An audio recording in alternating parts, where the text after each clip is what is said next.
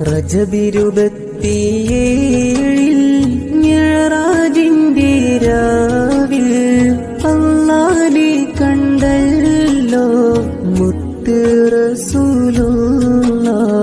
റബ്ബിന്റെ മുന്നിൽ വാനമേഴും കടന്ന് എത്തിയല്ലോ എന്റെ മുത്ത് റസൂലുള്ളാഹ്. റബ്ബിന്റെ സമ്മാനം നിസ്കാരം മഞ്ചാക്കി കിട്ടിയ രാവല്ലോ മിഅ്റാജിന്റെ രാവ്. റജബിരുപത്തിയേഴിൽ